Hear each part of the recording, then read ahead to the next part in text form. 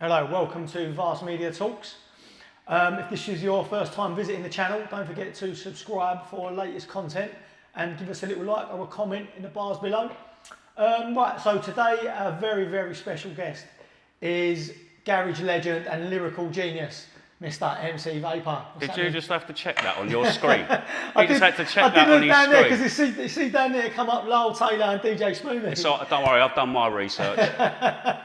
How you doing? You alright? Yeah, good. You alright? Yeah, I'm good, man. You're already giving me banter. It's only been here 2 minutes. Oh, you say banter, I say grief. Yeah, no, I'm good, man. Right? Yeah, really hot today, man. My bike's broke, so I got the train down here today. But it was nice. It's the right weather to be getting the train, so at least I'm not stuck in the rain. Did you get recognised on the train at all? Any autograph hunters? It was all old ladies, really. Oh, was it? Saying that, I'm getting old enough now. They're going to start recognising me soon.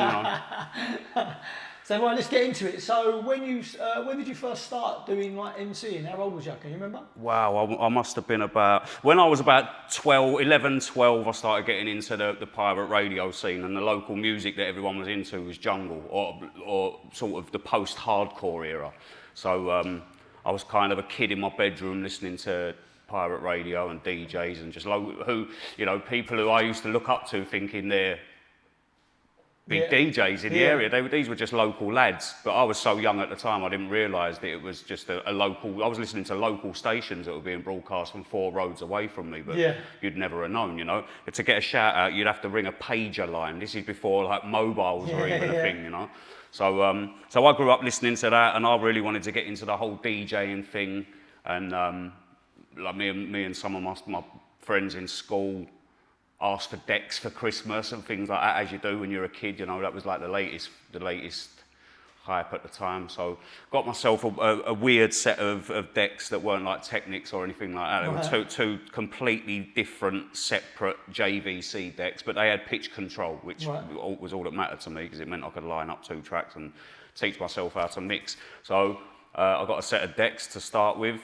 Started learning to scratch, because I always listened to DJ Hype, who's known for his scratching. So I started to teach myself how to scratch and mix. And then with my group of friends from school, we were all into the same thing. So when I was DJing, they'd have a go on the mic and just sort of mimic what was around at the time. You started DJing first? I started out with decks. No, it wasn't. No, writing lyrics wasn't really my something that I decided I was going to do until later down the line. So I'm not going to say I was a DJ, but I was a kid with an interest in DJing, So I got myself a set of decks, taught myself how to do certain little bits. When I say I taught myself to scratch, I'm not a DMC world champion, but I can do a few bits. So taught myself how to do that, and like I say, when I was on the decks, my friends would be on the mic, and then when they had a go on the decks, I'd have a go on the mic. Now, it started off with me just copying other people's lyrics. This is years ago, so I'm talking like old school MCs who weren't even really that lyrical. So I basically got into it it was just a hobby. I got some decks, started DJing. Me and my friends would alternate and take turns DJing, MCing. Wasn't writing my own stuff until it got to a point where I'd had enough people say, you're good enough to actually, why don't you give it a go? So I sort of started writing lyrics. And even in school, like RE, when they had the school, you do like a yearly school magazine and things like that, and my poem had the centre. I did a poem in RE once. My teacher said, you've got to write at least 10 lines, and I did 10 pages, because I was really good at words and poetry and telling stories, There was an Alpen advert on telly when I was a kid, and I remember completely remixing an Alpen advert. What, a breakfast cereal? To suit this den that I had in my bedroom. So I rewrote my own Alpen advert. And, I was quite good at poetry, is what I'm trying to say, as a kid. So poetry was never really my thing. Music was my thing. So I kind of just put the two together and ended up writing lyrics instead of writing poems. Right. And I think I must have been quite good at it at the time, because there weren't really many other people writing actual lyrics. Like I say, they were a little bit party-ish and bubbly and hosty lyrics, nothing too deep. And what's it like being like a white guy in that scene? Because we talk about, like, some of my guests and that, we've spoke about like racism and stuff like that in football and other aspects. And you being a white guy who's like, if you hear you speak before you see you assume that you're not a white guy. Oh, really? Yeah. I've had, to be fair, I had a few people over the years say, like, they've heard my name and they've gone, who's Vapour? Where's Vapour? And someone's gone, yeah, it's him. And they've turned around and sort of been like, shut up, I thought you were black, you know? But, no, I mean, to be fair, I don't really think about it like that. I think, you know, it's just what I do. I don't think you have to be black to be better at it, you know. I maybe a bit cliche to use Eminem as an example of how good of a lyricist he is.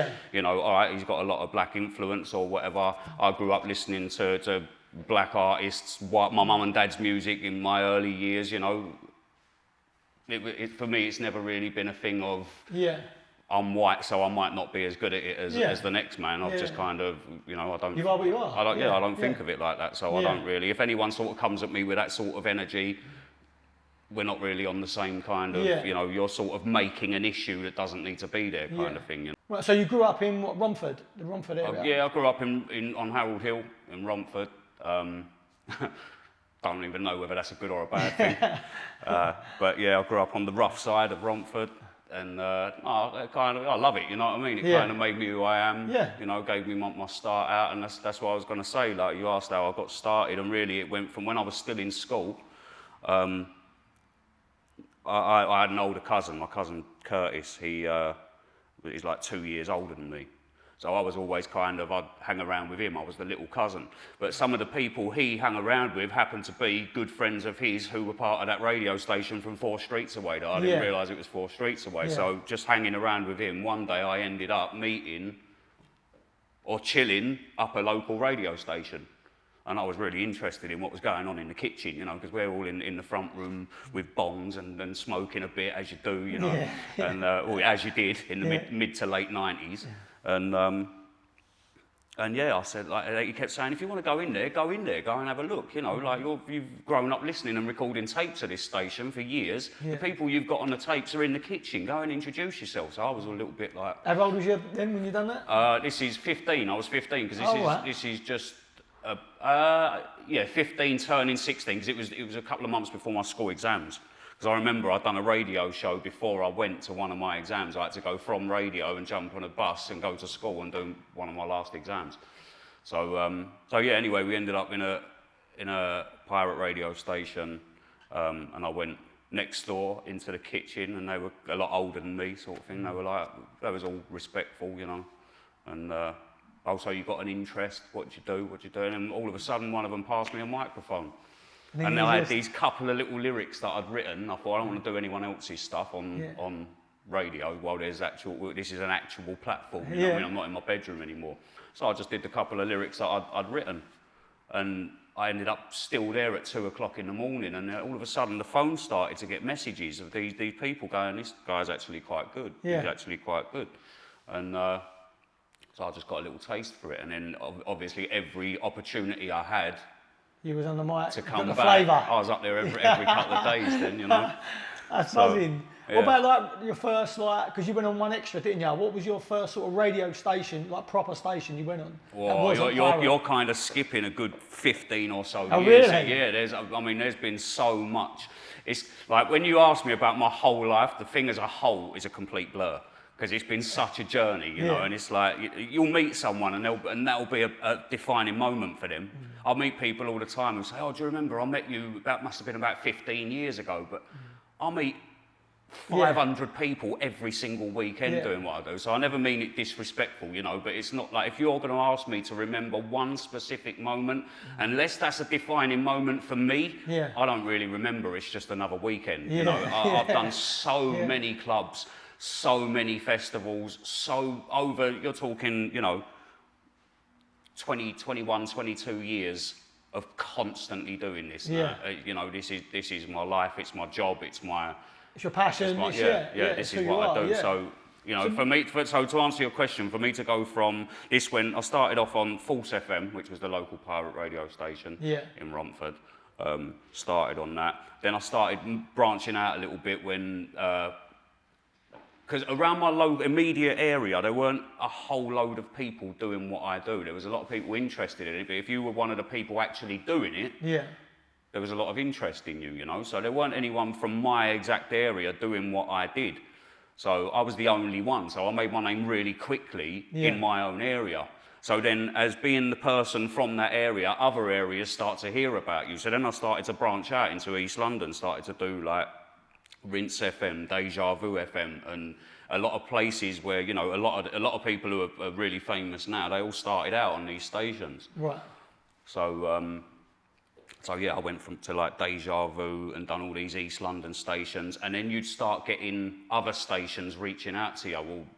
Well, all we're hearing is people talking about you. So can you come and do a set on our station? So then, you know, and it got to a point where there was so many people saying, can you come and do a show here? Can you come and do a show there? I'm starting to think, well, hang on, I'm spending all my time going around to other people's stations to help you. And so then I started actually, if everyone's asking me to come places, start making it worth my while, you know, because at first, music for me has never really been about money. Yeah. You know, I've always done it because that's what I love doing, until it got to a point where I was old enough to have to pay my own bills, and it was a case of, right, now I've got to make a conscious decision of, do I want to do this, or do I want to say no to that to go and get a job that's going to pay for the roof over my head, and as you do, as every adult has to do, you know. So, so I started to charge, you know, but the thing is, over time, it was like an ever-evolving process of one thing leading to another. Yeah. You know, so it started as me just with a hobby as a kid in a kitchen, doing what I loved doing, getting past the microphone, doing a couple of lyrics that I'd written, to then having reason to write more lyrics so that I'd keep people interested, and I had new material all the time.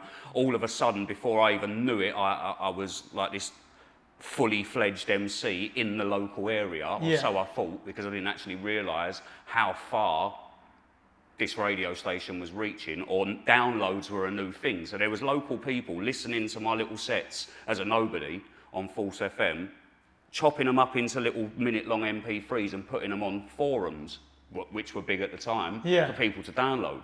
So there's things that were like 2 minutes of my life standing in someone's kitchen emceeing to a record, which has been uploaded as a file called Halloween by some bloke whose name was actually Dodgy. I shout to Dodgy if you ever watch this. I fully acknowledge that he put me on a really small local map at the time, you know. So so he took this track that had like a Phantom of the Opera sort of sound behind it. He called it Halloween, and he put it on the internet.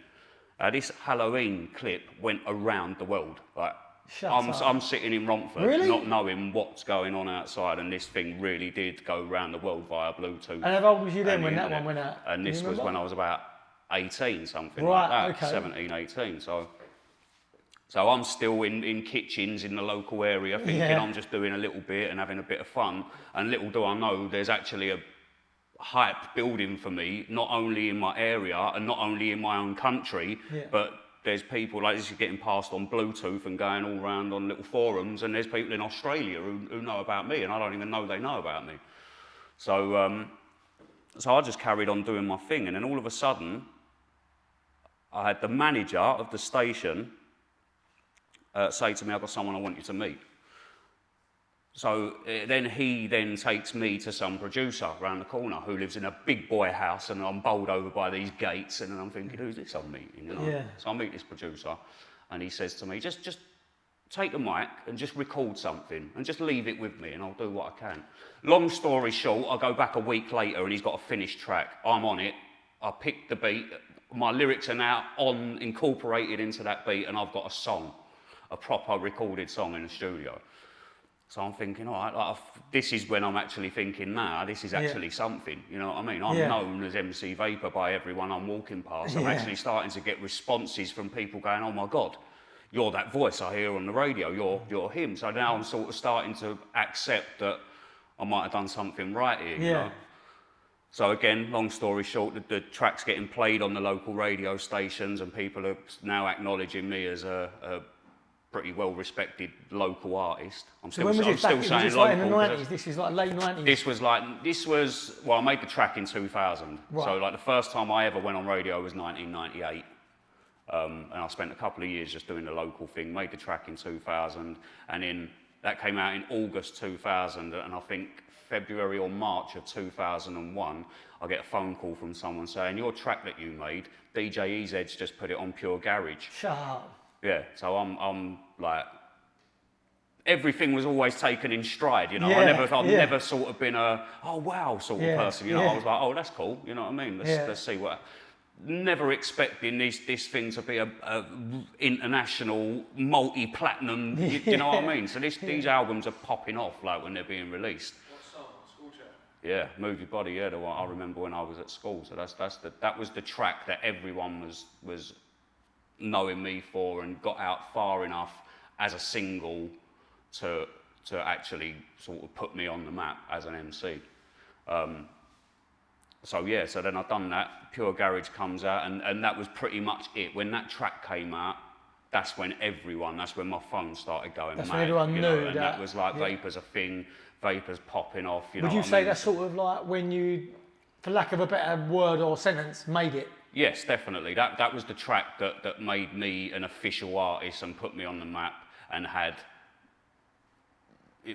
was established then when that track come out, do you know what I mean? So Up until then it was just a word of you, mouth thing, but now you can actually go to a shop and buy a product that's got my name on it, Yeah. so, you know. So have you sort of MC'd at anybody like we had Spoonie go to the Beckhams and he'd done their wedding, or was it David's birthday? I think it might have been David's birthday or their wedding.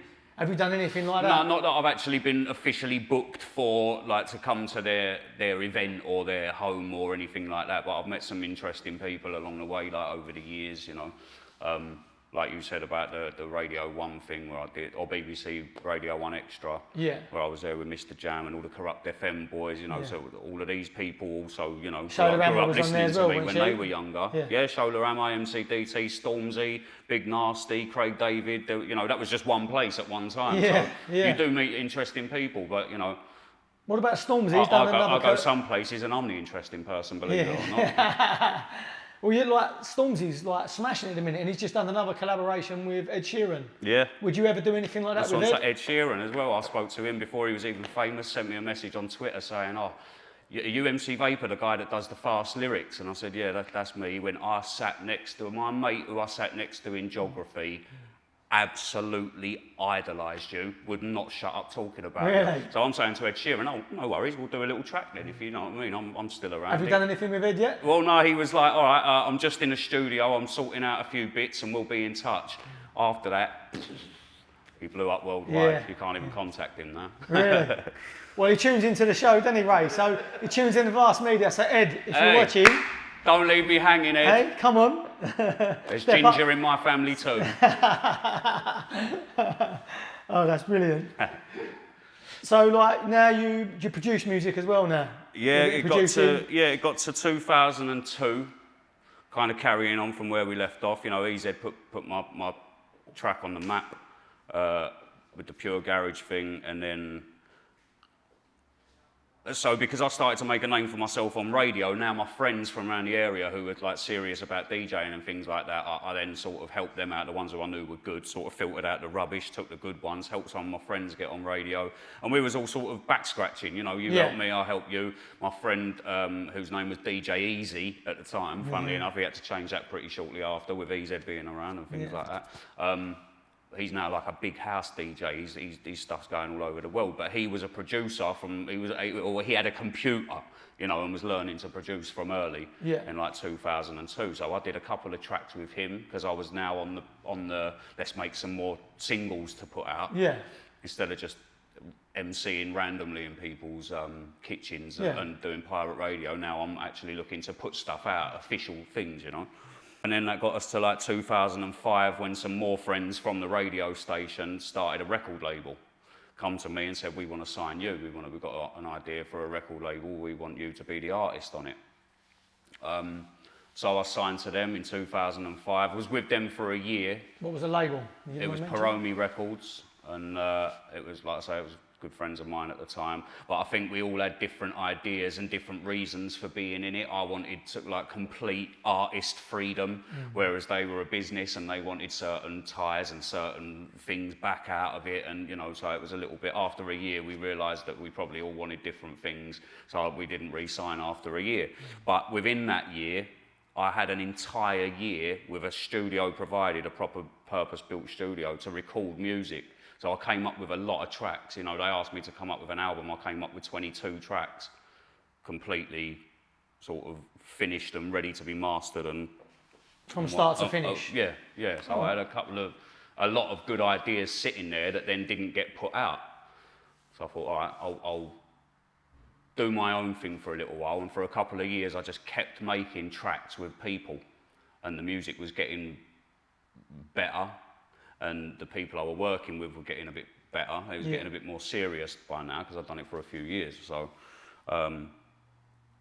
did a few tracks, and then in 2007, even though I'm going to be honest and say I didn't really know what I was doing, I said I'm going to put out my own album. So at this time, MySpace was a big thing. You remember MySpace.com? Yeah. So I had my top 8, I had my tracks playing on my thing.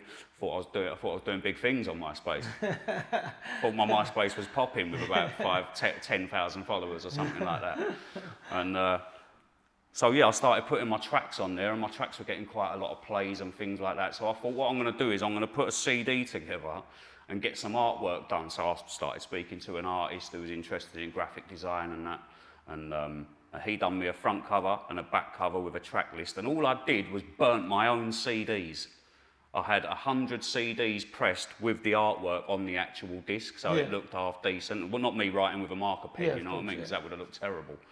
So I got all these CDs pressed out. I think I got 100 CDs done, and it was the full front and back case with a CD on it, with just my 7 unmixed, unmastered tunes on it. They all sounded dreadful, you know what I mean? But I put it on my MySpace, £7 a pop, and they sold out like that because people were like, oh my, that's that guy from radio a few years ago, you know? So, so as of 2007, even though I didn't know what I was doing, and I put out a terrible, really bad sounding body of work, people bought it. And people have still to this day come out and say, oh, do you remember that track? Do you remember that? And I'm like, oh, don't talk about that. It sounds terrible. You know, that was just me learning. But that's you growing as well. It is, and that's the thing. I've gone through times where I've beaten myself up and been like, why did I do that? Why have I done that? Now that crap's out there with people listening to it.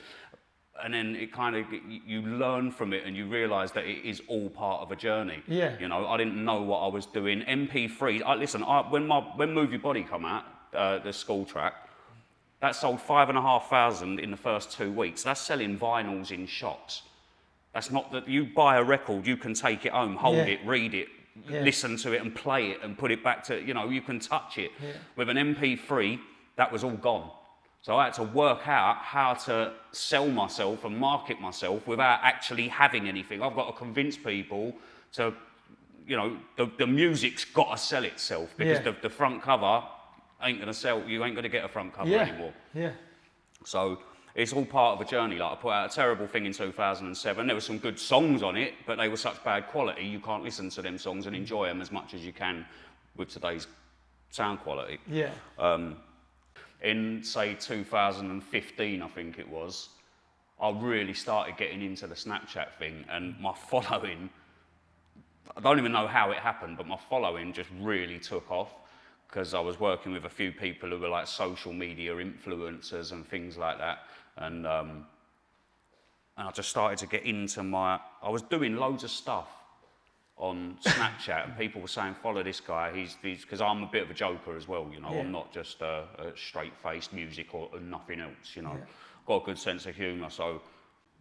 And then I realised my Snapchat was on private, so there weren't a lot of people, I thought I'm putting it out there and whoever can follow me, so I've got like 300 followers or so, and I'm thinking, it's not great, you know. Yeah.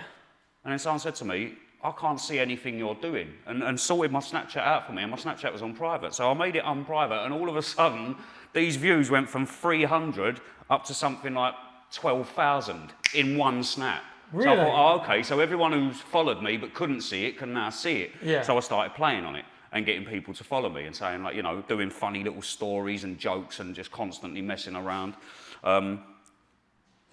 Before I knew it, I was hitting like 76,000 on my Snapchat and things like that.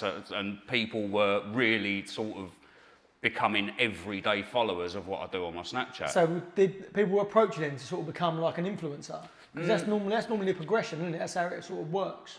Yeah, but you know what as well? I find that a lot of people who are trying to push stuff, push products or push this, push that, people kind of drop off after a while because they realise it's not organic. Yeah. Do you know what I mean? Where I was not doing it for anything other than having a laugh on my Snapchat, just getting to be me. Because I found a lot of socials, you know, Facebook, you can't see someone through Facebook, you can't really be yourself. Twitter, you can tweet a few things. People can take it wrong because it's just words on a screen.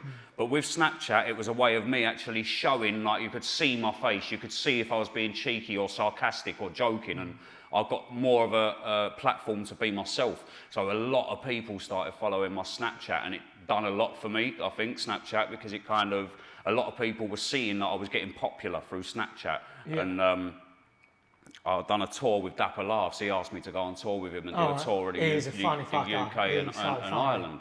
So I went and I done that with him, and like there was just a few like opportunities that popped up, and I was doing them, and it all come from the Snapchat. So then I've started getting my own stuff made. Like I was thinking, you know, I've got this thing, this tailor-made music thing, and all I'm doing is walking around in other people's labels. So, like I say, I know a couple of designers. I said to one of them one day, "Can you come up with a little design for tailor-made music?" That's what he come up with.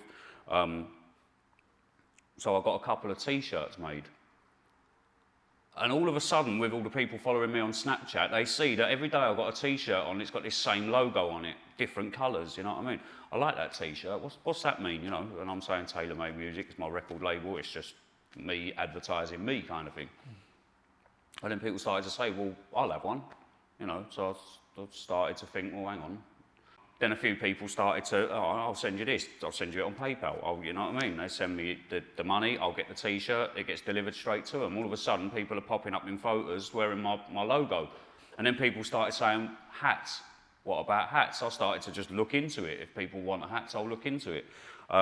Managed to get some hats made overnight. I think the first 5 batches of hats I got just sold out overnight. And it just become an ongoing thing where now I've got balaclavas, tailor-made gloves, hats, T-shirts, sweaters, hoodies. You know, I'm looking at getting socks done. Yeah.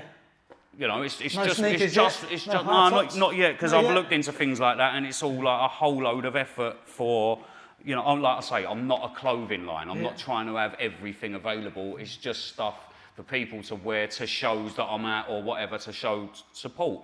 And then it got to like I think it was 2016, I think it was, and I got approached by a couple of fans of mine, because a lot of people who get in touch and want to do things or help out or be involved are people who originally listened and supported what I do. So I got an email from a guy called Ash, and he said, we run an app company, and we want to do something for you. So I've sort of had a little look and looked into what apps cost. I've seen people paying 50 grand for an app and things like that. So I'm thinking, well, I'm not in that position, you know. Like, thankfully, and he said, no, we'll work together. We'll come up with something that works for. So long story short, they approached me, said they wanted to build an app for me. Have I got anything to put on the app? And I said, well, yeah. If you could build me a shop, I've got the merchandise. If you can build me a player, I've got the music. I've got music videos. If you can stream my YouTube videos, then we'll do that. If you can put all my socials on there. So long story short, you can download the TaylorMade app on the App Store on iPhone or Android. It's on Google Play and it's on iTunes, and I've got a fully fledged TaylorMade music app, which is... I'll make sure they put the links in below. don't worry. But yeah, I've got an app, and you can buy all my stuff and listen to all of that stuff that I said about, where I made some good tracks, but they weren't up to scratch sound quality wise. Right. You can still listen to them on my app, even though I haven't put them on a store for you to buy.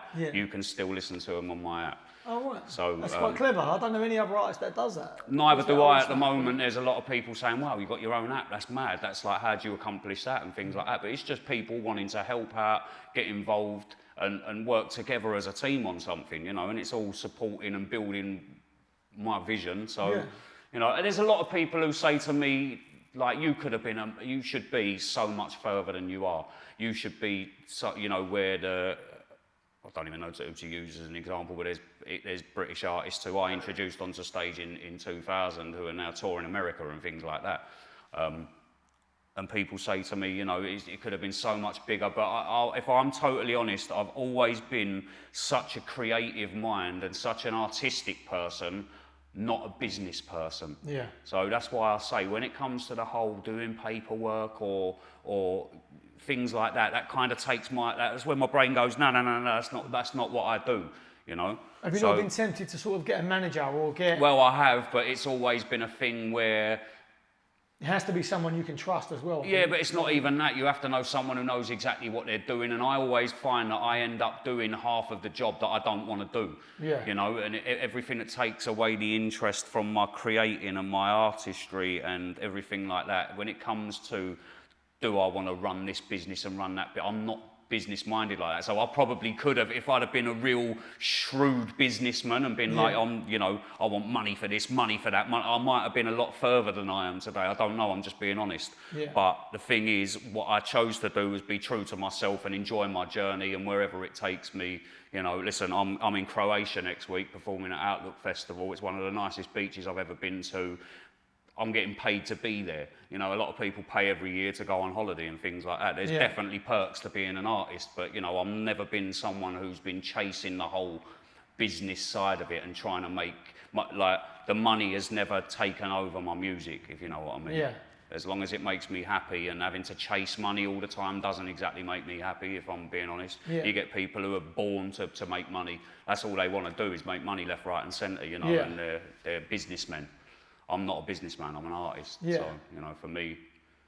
Have you ever been invited on, like, the Charlie Sloth show to do the fire in the booth? Would you ever do something like that? Never been invited. Would you do it? Of course I would. Yeah? Absolutely. If I was invited to something like that, I'd do it in a heartbeat. Like I said with the... Charlie, he's a top geezer as well. He's a top... I met Charlie a couple of times. He's a top lad. Well, I remember he loves a bit of Creed. Jesus Christ, does he love that aftershave? Oh, the aftershave. I thought you meant the American band then. No. Big shout out to MC Creed, the aftershave Creed, and the American band Creed. We're covering all bases. All kinds of Creed. All bases are covered. But yeah, like I say, like even with the BBC One Extra thing that you was talking about earlier with Craig David and that they asked me if I wanted to do it. Of course, I'll come and do it. I'll help out. You know, they was doing big things. They're still doing big things now. But I did it just because they asked me to. You know. So the people that just do nothing cast. Yeah, people just do nothing. Yeah, and like I say, they also grew up listening to me because I was doing it around them early years when not many other people were doing it. So you killed them on the fast flow as well. Yeah, Ray was asking me about that. I said, I've got to ask you about your fast flow. You meant to be like... Well, this is another thing. It was never called the fast flow until I did that show. And that Steve said, when I first heard Vapour's fast flow, I whited and was sick everywhere. And because he referred to it as a fast flow, any time anyone's wanted to talk about that thing that I do, they just refer to it as the fast flow. So. Is there any artists that are out there now that have gone like you as a big inspiration? Like when oh mate, I get it every single day. Really? You get artists upload these photos or screenshots of things that their fans have said to them, saying, "Oh, you helped me get through hard times," and you'll see the artist say, "Can you let the flies out for me?" You'll see an artist say, you know, I love getting inspirational messages like that, and I think, wow, I wonder if people actually get them as frequently as I do, because I get them all the time. Really? There's so many MCs out there that say, I would never have even tried to be an MC if it wasn't for you. You know, there's people who, like I say, I've told stories. If you're going to slap that fly, don't slap me. Yeah, it's fucking bugging me. He's trying to get... I'm about to catch a hand in a minute. Yeah. So there's people who are, you know, like... Oh, you have to cut it out. I forgot what I was saying. What was I saying? You know about people inspiring people being MCs. Sorry, yeah. So there's people that, you know, like I say, I'm a storyteller and I've written tracks that are about certain scenarios, like breaking up with your missus or something like that, as an example. And then people who have been through that have messaged me and said, I didn't know what to do with myself. But then I heard this track of yours and it really helped me put things into perspective and move on. Yeah. You know, so there's complete strangers out there who I've unwillingly helped just through writing about certain things that they wouldn't have been able to put into perspective. Yeah. And you get people thanking you every day just for what you do. You know, well, I do, you know, and I see other people put up some things about, oh, I received this or I received that, and I think, damn, I'll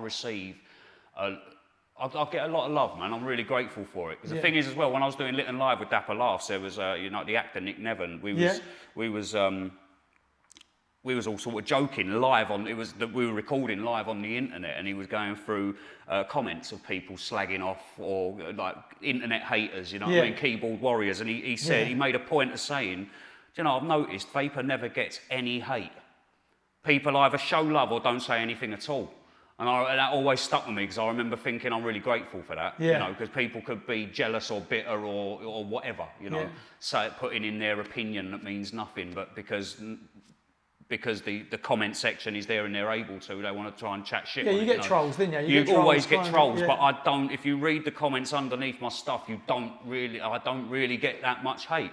And I'm pretty sure there's people out there who don't like me or rate me, or, you know, I'm not their favourite artist or whatever, but as long as they're not there making a point of leaving their unwanted opinion, I'm grateful for that. So what's in the future then? What you got lined up? What are you up to the weekend? You're gigging the weekend? No, I'm not gigging this weekend actually. I've got this weekend and most of next week off. Well, not off, because like I say, I'm in studio and I'm getting bits finished, but as far as actually gigging goes, the next thing I'm doing is the 5th of September, which is week and a half from now, something like that. Yeah. And I'm going over to Croatia and doing the Outlook Festival with the 24-hour Garage Girls. Shout out to the 24-hour Garage Girls, because they're doing a lot at the moment, and they've got us. They booked me for Boomtown Festival. I done Boomtown with them last week. And yeah, the next thing I'm doing is Croatia. So at the moment, I'm just sort of getting myself ready to fly out there for a few days. We've got a beach party. My favourite part of Outlook is the beach. So I'm grateful to be on there this year.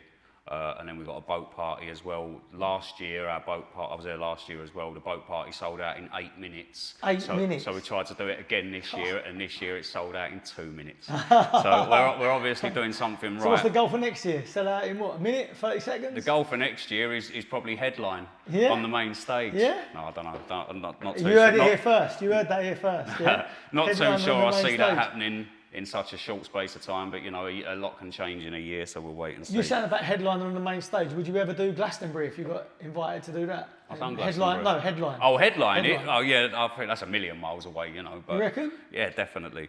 But yeah, of course I would. Listen, you know, Jay-Z paved the way, didn't he? And then Stormzy done it this year. Yeah.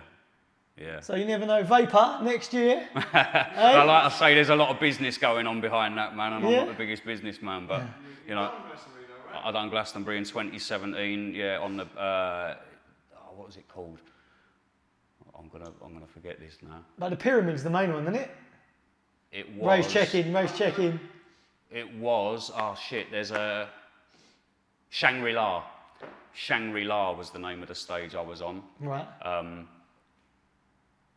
Any idea? And yeah, I mean, even there was a good 30,000 people. I was saying, any idea of how many people were watching her? It was between 25 and 30,000. It was massive. That must be a buzz though, to step out in front of that amount of people. And like... Well, it was kind of a weird setup, because that was like the stage was really high, so the people were down there. It was like a stage built on scaffolding. Right. So the crowd were down there, so all you could see was like a massive sea of heads. But we did a clash, and it was the Heartless crew versus the 24-hour Garage Girls. So they were representing themselves, I was representing 24-hour, and it was me, MC Kai, a few like garage legends, and we all turned up and had a big clash.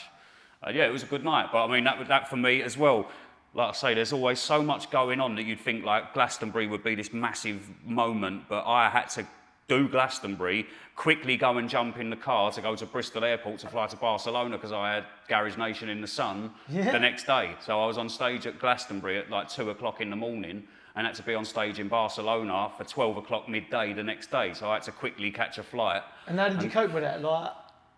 Oh, it was fine. It was fine. Yeah. You know, yeah. I just made sure I didn't get too drunk at Glastonbury. Didn't have too many mini brandies on the flight either. And then yeah, I just had to land in wherever it was in Barcelona. So obviously, like you've come here today and you're on your own. So when you do them gigs, do you go with anybody? Does any you got? I've got my boy Oobs, Uber. Oobs, short for Uber, for any slow people out there.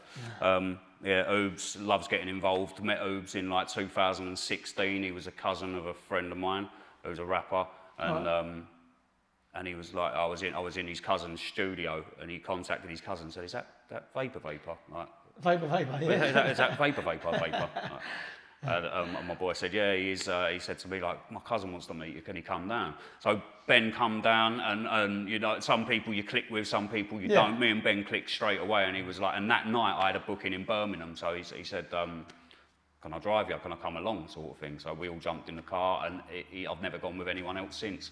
Really? For the last 3 years, absolutely every event I've ever had. Shout out to Oobs then, yeah? Man like Oobs has Man been like in, Oobs. man like, and Croatia last year, you know, not even just the local ones. He jumped on a plane and come international with us as well. Fair play. So yeah, man like Oobs is part of the tailor-made team. He's all dripping in the merchandise as well. Is he? So yeah. Ah, fair play to him. So do you still speak to like a lot of the old sort of garage legends and that? You still in touch with all them still? Well, yeah, I mean, like when everyone was doing their thing and coming up, you didn't know you were going to be legendary. Yeah, of Do you know course, what I mean? of So course, it's yeah. like now the people who were all in their own circles at the time doing their own thing, now we're all sort of a family. You know what I mean? Because all of the, like I say, the people who weren't that serious about it fall at the wayside, and you're left with the veterans who have been there from day one and still doing it and still in it.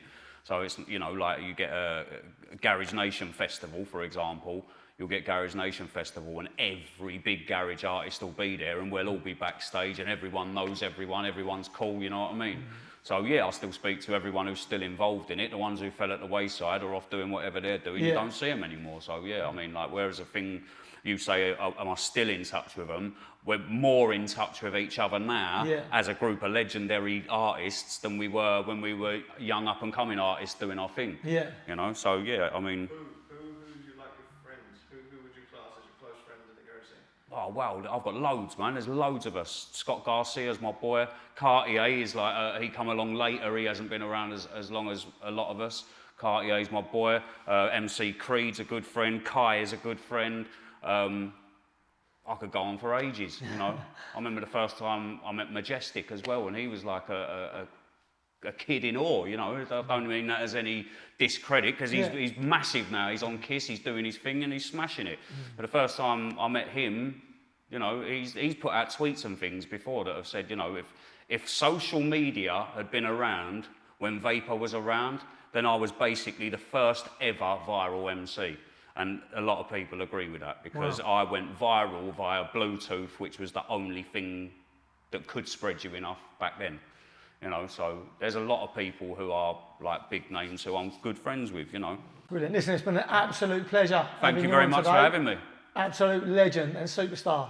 Edit all the ugly bits out, please. Yeah, they're all getting chopped down about that. It's going to be about 10 seconds long, this interview. No, thanks for having me, man. That's brilliant. Guys, check out the links below, and hopefully we'll see you next time. Thanks a lot. Download the TaylorMade app.